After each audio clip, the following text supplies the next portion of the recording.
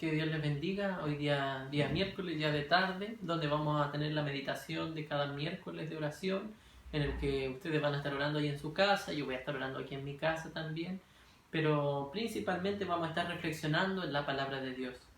Yo quiero invitarte allí donde tú estás a que puedas orar conmigo para iniciar esta meditación especial.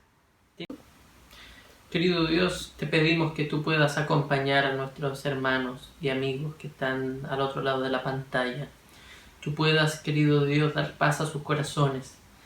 Puedas darnos una visión clara de lo que estamos viviendo en este tiempo. Una visión amparada y reforzada por lo que nos dice tu palabra. Te rogamos que estés junto a nosotros, que allí en sus casas y aquí en este lugar venga tu Espíritu Santo a iluminar nuestra vida y nuestra mente para entender aquellos misterios que se encuentran en tu palabra. En el nombre de Jesús. Amén. Vamos a meditar en esta tarde en el libro de Romanos. Cuando se habla del coronavirus, hay mucha especulación y cosas que en el mundo andan rondando. Pero me llama mucho la atención cuando me meto a redes sociales y veo algunas citas que ponen algunos cristianos. Encuentro medio extraño cuando se cita tanto la ira de Dios. Dios está revelando su ira, Dios está mostrando su ira para la humanidad. ¿Qué cosa es la ira de Dios, según la Biblia? Es el tema que vamos a hablar el día de hoy.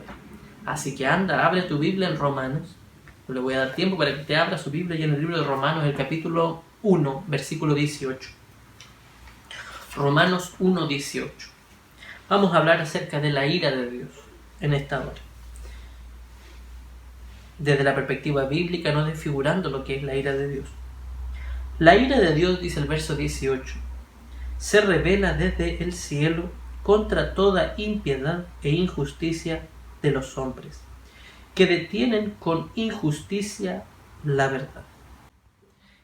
En el Nuevo Testamento hay dos palabras en griego, que fue el idioma en el que fue escrito el Nuevo Testamento, que hablan y hacen alusión a la ira. La primera de estas palabras es la palabra griega timos, y una referencia bíblica de esta palabra se encuentra en el libro de San Mateo capítulo 2 versículo 16. Mateo capítulo 2 versículo 16. Dice la palabra del Señor así. Anda, abre tu Biblia. Yo quiero que en esta hora tú tengas allí en el living, en el comedor, tu Biblia abierta. Y ábrela conmigo, busca los versículos conmigo en el capítulo 2, versículo 16. La primera palabra que se usa en el Nuevo Testamento para la ira es la palabra griega timos.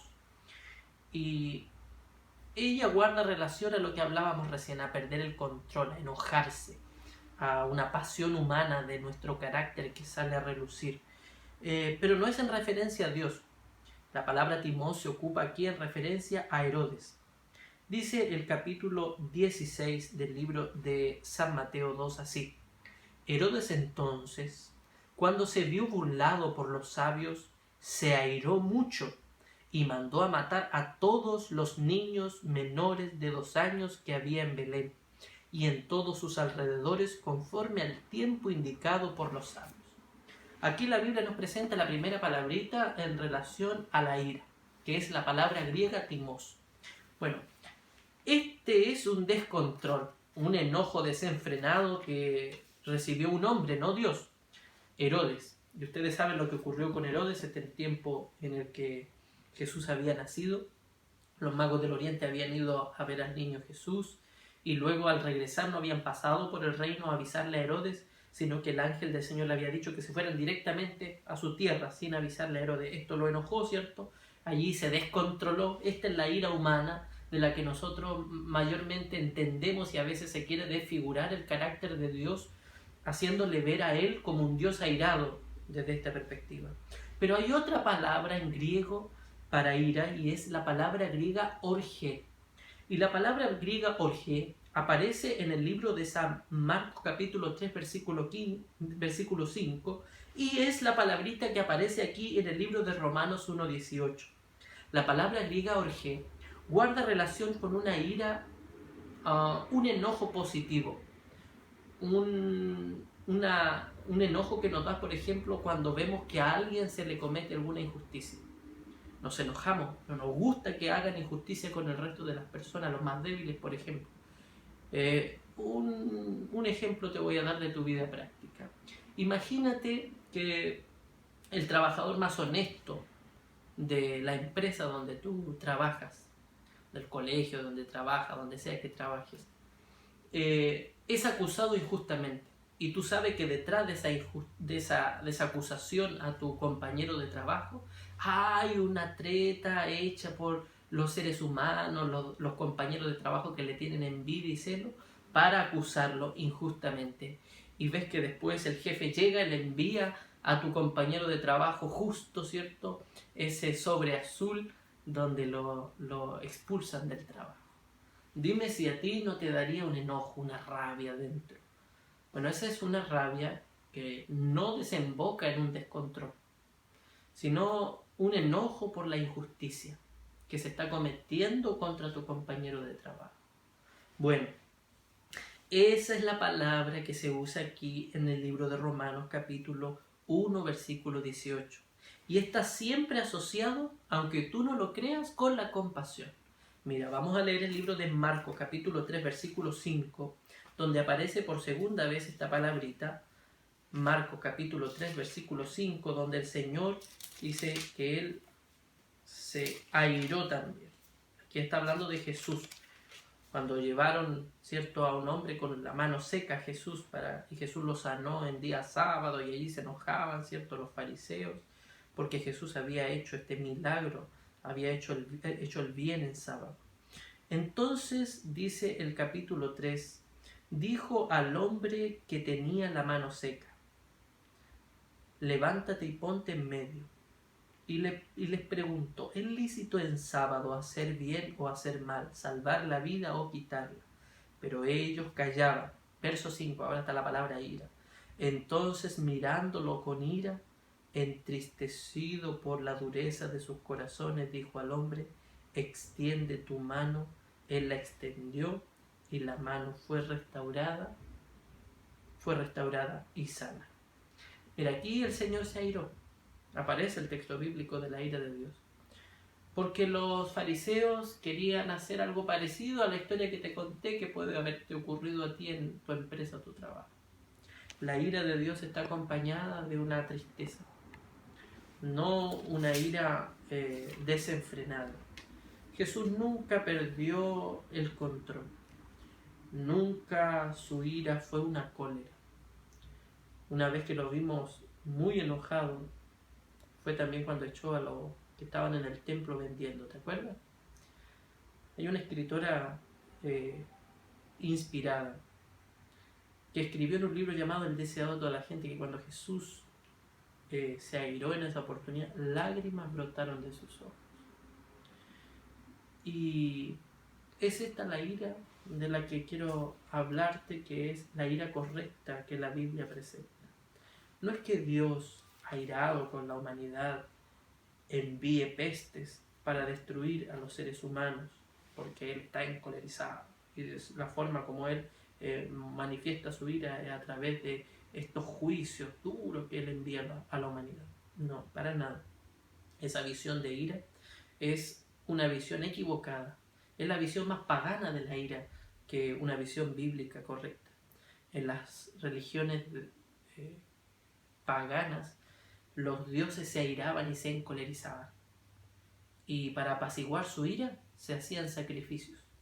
Los mayas, por ejemplo, hacían sacrificios humanos, arrancándole el corazón vivo a una persona, para apaciguar así la ira de los dioses, como si los dioses se desenfrenaran y el sufrimiento y el dolor les trajera paz.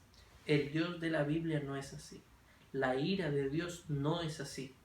Por el contrario, entonces, la ira de Dios se revela al no aceptar la gracia de Dios, la salvación y la justificación que Dios ofrece al hombre.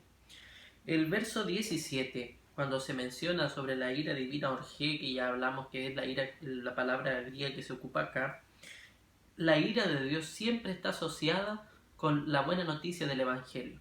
Porque en el versículo 17 dice así, del capítulo 1 de Romanos donde estábamos leyendo, un versículo anterior al verso 18, dice, pues en el Evangelio la justicia de Dios se revela por fe y para fe, como está escrito, mas el justo por la fe vivirá.